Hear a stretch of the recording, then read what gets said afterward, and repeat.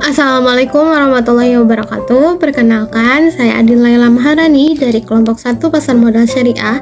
Di sini kami beranggotakan 4 orang. Ada saya sendiri, Adin Laila Maharani dengan NPM 2110025003, dan ada Jenny Adi Widya Bahtiar dengan NPM 2110025516. Ada Hana Maryam Agustina dengan NPM 2110020088, dan ada Dea Mustafiani dengan NPM 2110025119. Di sini kami akan menjelaskan mengenai pelaku dan struktur pasar modal. Untuk materi pertama yaitu ada struktur pasar modal akan dijelaskan oleh saya, dan materi yang selanjutnya yaitu mengenai lembaga yang terkait dengan pasar modal akan dijelaskan oleh Dea.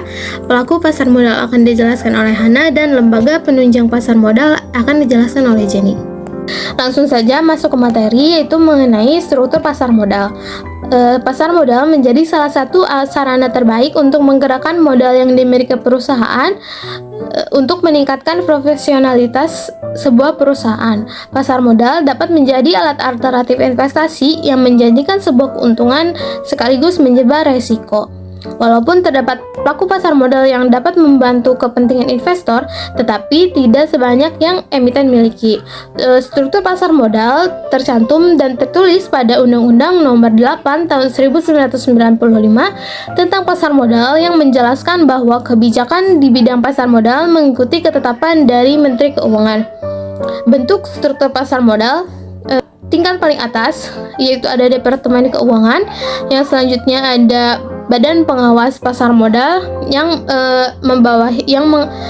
di bawahnya ada 3 lembaga, yaitu ada Bursa Efek, Lembaga Clearing dan Penjaminan, dan Lembaga Penyimpanan dan Penyelesaian. Terus di bawah 3 lembaga ini ada beberapa lembaga lagi, yaitu yang pertama ada perusahaan efek yang membawahi penjaminan emisi efek, perantara pedagang efek, dan manajer investasi. Dan ada lembaga penunjang. Lembaga penunjang ini terdiri dari penjamin emisi efek, kustodian, dan pemeringkat efek. Yang selanjutnya ada profesi penunjang. Profesi penunjang ini terdiri dari akuntan publik, konsultan hukum, notaris, dan penilai. Yang selanjutnya ada emiten. Emiten terdiri dari perusahaan, institusi pemerintah, dan reksadana. Yang terakhir itu ada investor. Investor terdiri dari investor domestik, perorangan atau institusi, dan investor asing, perorangan atau institusi. Sekian yang bisa saya sampaikan. Materi selanjutnya akan disampaikan oleh teman saya. Terima kasih. Materi selanjutnya yaitu membahas tentang lembaga yang terkait dengan pasar modal dan fasilitator pasar modal. Lembaga yang terkait dengan pasar modal diantaranya yaitu yang pertama, Badan Pengawas Pasar Modal atau BAPEPAM. Lembaga ini yaitu melakukan pembinaan, pengaturan, dan pengawasan sehari-hari kegiatan pasar modal, serta mewujudkan terciptanya kegiatan pasar modal yang teratur, wajar, dan efisien, serta melindungi kepentingan pemodal dan masyarakat. Yang kedua yaitu perusahaan. Lembaga ini bertujuan untuk memperoleh dana di pasar modal melalui penawaran umum atau initial public offering hak kepemilikan atau saham. Dalam hal ini perusahaan berperan sebagai emiten. Yang ketiga, self-regulatory organization atau SRO. Self-regulatory organization atau SRO adalah organisasi yang berwenang membuat peraturan sendiri untuk kegiatan usahanya seperti bursa efek. Yang keempat ada perusahaan efek. Perusahaan efek adalah perusahaan yang mempunyai aktivitas sebagai berikut. Yang pertama itu penjamin emisi efek. Sebagai penjamin emisi efek, perusahaan melakukan kontrak dengan emiten untuk melakukan penawaran umum dengan atau tanpa kewajiban untuk membeli sisa efek yang tidak terjual. Yang kedua itu perantara pedagang efek. Perusahaan memperdagangkan efek untuk kepentingan sendiri maupun kepentingan nasabah. Yang ketiga yaitu sebagai manajer investasi. Nah, di sini pihak yang kegiatan usahanya mengelola portofolio efek untuk para nasabah atau mengelola portofolio investasi kolektif untuk sekelompok nasabah, kecuali perusahaan asuransi, dana pensiun, dan bank yang melakukan sendiri kegiatan usahanya berdasarkan perundang-undangan yang berlaku. Yang ketiga yaitu lembaga emiten. Emiten ialah perusahaan yang melaksanakan penjualan surat-surat berharga atau efek atau melakukan emisi di bursa sebagai salah satu pelaku pasar modal. Emiten dalam pasar modal terdiri dari perusahaan publik, baik institusi pemerintah maupun swasta. Yang keenam yaitu ada investor. Nah, investor merupakan pemodal yang akan membeli atau menanamkan modalnya di perusahaan yang menerbitkan efek.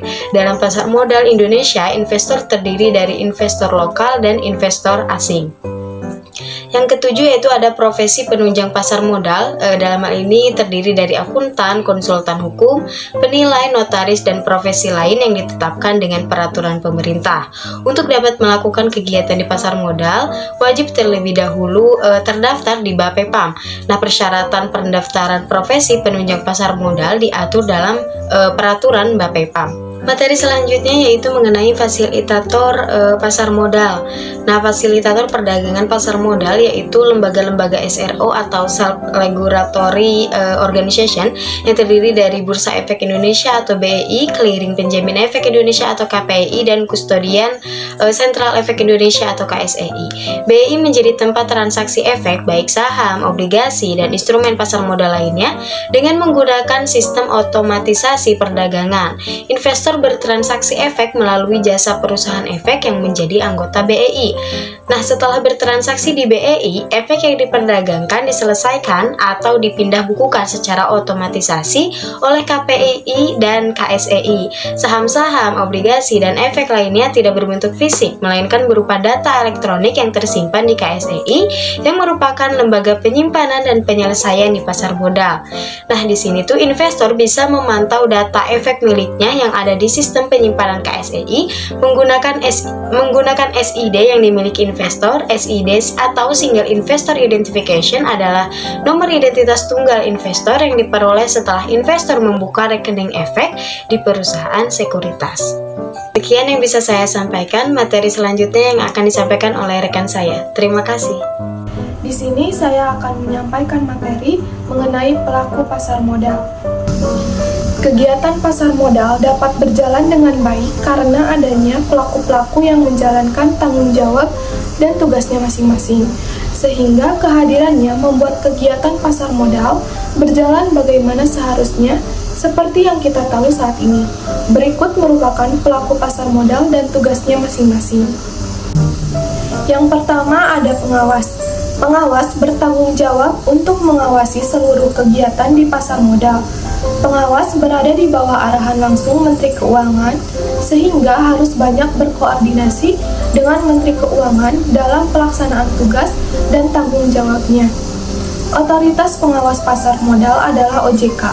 Secara umum, tanggung jawab OJK yaitu yang pertama, menyusun peraturan tentang cara menyebarkan pasar modal.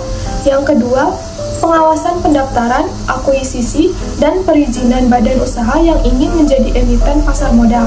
Yang ketiga, menerbitkan perintah tertulis kepada lembaga yang berpartisipasi dalam kegiatan pasar modal. Yang keempat, manajemen krisis di pasar modal.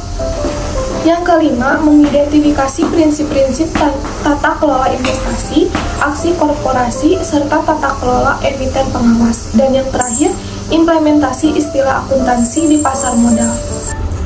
Yang kedua, penyelenggara. Penyelenggara pasar modal sendiri adalah Menteri Keuangan yang memegang jabatan tertinggi di pasar modal. Misi utamanya adalah menyediakan fasilitas pendukung perdagangan dan kemudian mengaturnya dalam sebuah peraturan. Tujuannya agar transaksi pasar modal dapat berlangsung secara adil, transparan, dan tanpa merugikan pihak manapun. Yang ketiga, perusahaan atau emiten. Pelaku pasar modal yang juga berperan penting yaitu emiten atau perusahaan. Emiten yang namanya terdaftar di OJK wajib diterbitkan efek untuk mendapatkan modal dari masyarakat. Suntikan modal digunakan untuk memaksimalkan kinerja emiten, pertumbuhan bisnis, perdagangan produk, dan pelunasan utang. Suntikan modal tersebut akan meningkatkan kinerja emiten sehingga laba akan meningkat. Yang keempat, investor. Investor memiliki peran sebagai penanam modal untuk perusahaan yang ada di pasar modal. Investor bisa berasal dari individu maupun kelompok. Yang kelima, broker atau pialang. Broker atau pialang memiliki peran sebagai perantara antara emiten dan investor dalam hal jual beli efek di pasar modal. Pialang juga dikenal dengan sebagai sekuritas yang biasanya berbentuk perusahaan, baik pemerintah maupun swasta. Yang keenam, penjamin emisi. Penjamin emisi atau underwriter bertugas untuk mempertanggungjawabkan atau menjamin efek yang diterbitkan oleh suatu emiten melalui jual beli yang terjadi di pasar modal hingga sampai kepada para investor. Yang ketujuh, penasehat investasi. Penasehat investasi biasanya memiliki peran di balik layar dan tidak turun langsung dalam kegiatan perdagangan. Hal ini tidak lepas dari fungsinya, yaitu sebagai penasihat dalam perdagangan efek. Penasihat akan memberikan nasihat mengenai aktivitas efek kepada emiten. Nasihat ini bisa dijadikan acuan sebelum emiten mengambil keputusan. Yang kedelapan, manajer investasi. Manajer investasi ialah pelaku pasar modal yang dikenal di instrumen reksadana yang bertugas mengelola dana investasi yang diperoleh oleh investor untuk digunakan dalam pasar modal guna mendapatkan keuntungan nantinya. Yang kesembilan, lembaga penunjang. Lembaga penunjang berperan untuk menjadikan transaksi di pasar modal menjadi lancar, aman, dan stabil. Pihak-pihak yang berpartisipasi meliputi kustodian, wali amanat, penjamin, biro administrasi efek, lembaga penyelesaian dan penyimpanan atau LPP, dan lembaga clearing dan peminjaman atau LKP. Yang ke-10, profesi penunjang. Profesi penunjang memiliki peran dalam kelancaran dan keamanan aktivitas perdagangan efek. Ada akuntan untuk memeriksa keuangan efek, notaris untuk membuat perjanjian, audit untuk menerbitkan laporan keuangan, dan konsultan hukum yang menandatangani pendapat tentang efek yang diterbitkan oleh emiten. Dan yang terakhir ada ahli syariah pasar modal. ASPM dapat berbentuk sebagai orang perseorangan atau badan hukum. Apabila salah satu pihak telah mendapatkan izin ASPM dari OJK, maka pihak tersebut dapat bertindak sebagai Dewan Pengawas Syariah dan tim ahli syariah.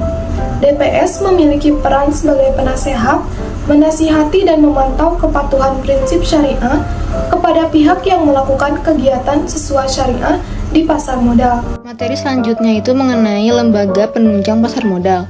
Lembaga penunjang ialah penunjang yang ikut serta membantu pengoperasian pasar modal dan memiliki tugas untuk melakukan pelayanan kepada pekerja dan masyarakat umum, sehingga memudahkan emiten atau investor dalam melaksanakan kegiatan-kegiatan yang berhubungan dengan pasar modal.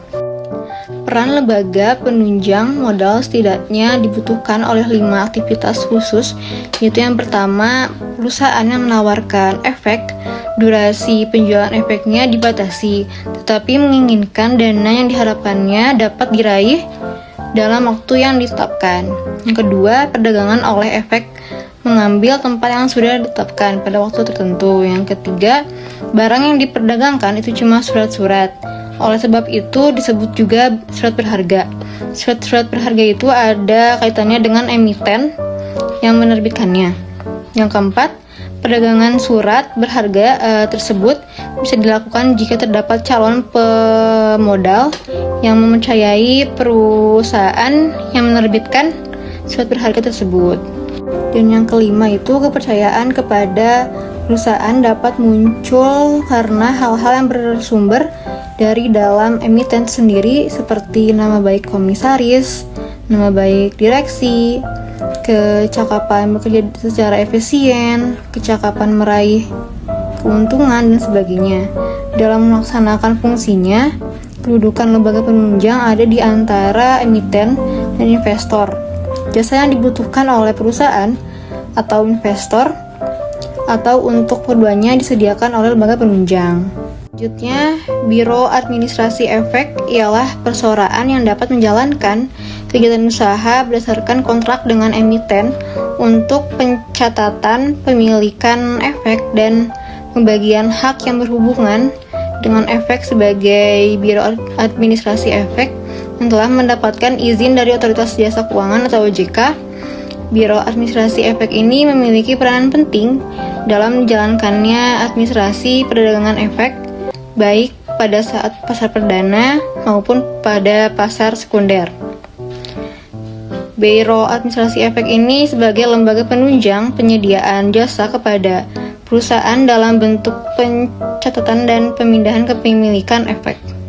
Adapun bank kustodian ialah bank umum yang menyediakan jasa penitipan efek dan harta lain yang berhubungan dengan efek dan jasa lain, termasuk menerima bunga, dividen, hak-hak lain, menyelesaikan transaksi efek, dan mewakili pemegang rekening yang menjadi nasabahnya. Bank kustodian hanya bisa menerbitkan efek atas perintah secara tertulis dari pemegang rekening atau pihak yang diberi kuasa untuk bertindak atas namanya. Bank kustodian ini melaksanakan kontrak dengan manajer investasi dalam industri reksadana jenis kontrak investasi kolektif sebagai pihak yang diberi kuasa untuk melakukan penitipan kolektif. Materi yang terakhir yang saya sampaikan itu tentang wali amanat, yaitu pihak yang mewakili kepentingan pemegang efek yang bersifat utang atau suku. Wali amanat ini berperan penting bagi kreditur karena akan memberikan informasi terkini terkait kondisi dan perkembangan emiten terkait. Kegiatan usaha sebagai wali amanat dapat dilaksanakan oleh bank umum atau pihak lain yang ditentukan dengan peraturan pemerintah dan wajib terdaftar di OJK terlebih dahulu untuk penyelenggaraannya. Jadi mengenai pasar modal di Indonesia yang bersumber dari OJK itu sendiri, di tengah kondisi ketidakstabilan perekonomian global, kinerja pasar modal Indonesia di sepanjang tahun 2023 terus menunjukkan kinerja yang positif. Hal ini tercermin dari sejumlah indikator seperti stabilitas pasar, aktivitas perdagangan, jumlah penghimpunan dana, dan jumlah investor retail yang terus meningkat. Mungkin dari kelompok kami sekian. Mohon maaf bila ada kesalahan atau kekurangan. Wassalamualaikum warahmatullahi wabarakatuh.